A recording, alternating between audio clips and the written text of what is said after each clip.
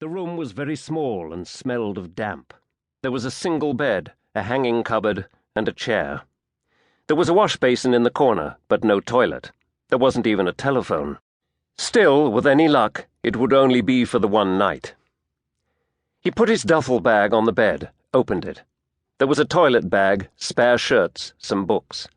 He pulled them to one side and prized up the thick cardboard base of the bag, disclosing a Volta PPK pistol, several clips of ammunition, and the new small Carswell silencer. He checked the weapon, loaded it, and screwed the silencer into place. Then he slipped it inside his jeans against the small of his back. "Regent, son," he said softly, and went out whistling a small, sad tune. There was a public telephone by the reception desk of the old-fashioned kind in a booth. Keogh nodded to the old man, went inside, and closed the door.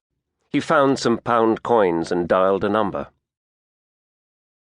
Jack Barry was a tall, pleasant-looking man whose horn-rimmed spectacles gave him a bookish look. He had the look also of the schoolmaster, which was exactly what he had once been, but not now. Now he was chief of staff of the Provisional IRA, and he was seated by the fire at his Dublin home reading the paper, his portable phone at his side when it rang. He picked it up, and his wife Jean called, "Now don't be long, your supper's ready." "Barry here," Keogh said in Irish.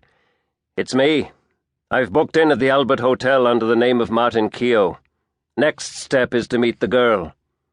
"Will that be difficult?" "No, I've organized it.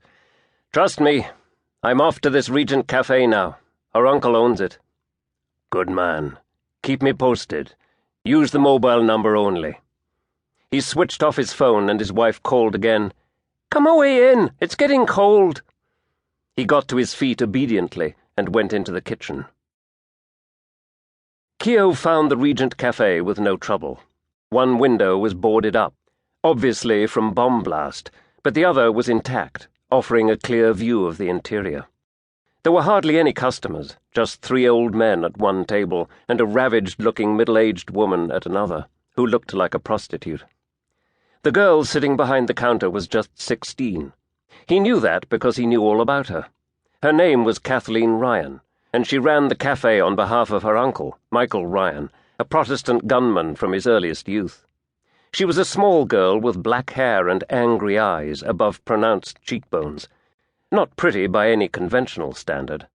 She wore a dark sweater, denim miniskirt, and boots, and sat on a stool engrossed in a book when Keogh went in. He leaned on the counter. "Is it good?" She looked him over calmly, and that look told him of someone infinitely older than her years. "Very good. The Midnight Court." "But that's in Irish, surely." Keogh reached for the book and saw that he was right.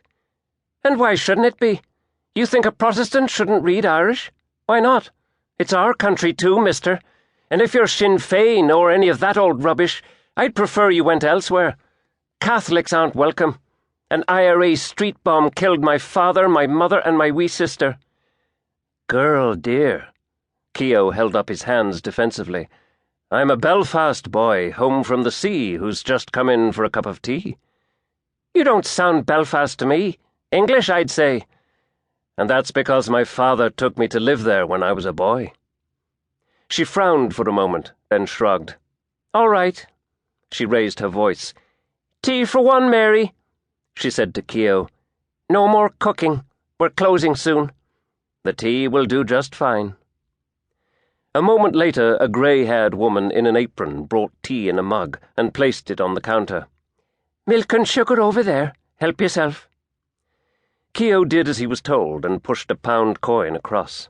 The woman gave him some change. The girl ignored him, reached for her book, and stood up. "I'll be away now, Mary.